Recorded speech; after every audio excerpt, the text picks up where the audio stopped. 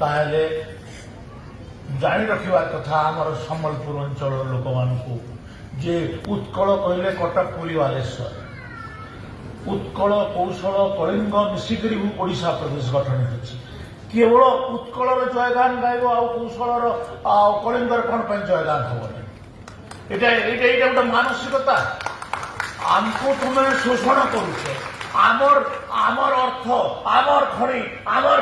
चाष आमर जंगल सबुथे तुम्हें आमको शोषण कल चाकरी बाकरी सबुथे आज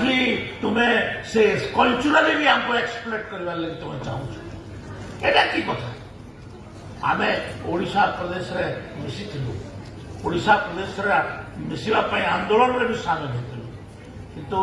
ओडिशा रे मिसिकरी आमर सबुठु बड़ भूल है आम ओडिशा प्रदेश रे मिसिलु आमर गोटे ऐतिहासिक भूल ऐतिहासिक भूल को आम बारंबार कहूँ तो आज आम से कथा गुड़ाक न जाइकरी आम सुभद्रा योजना कथा अच्छी सुभद्रा योजना यहाँ लोकंर मानकर महिला मानकर अर्थनैतिक विकास दिगरे आमर लाभ दब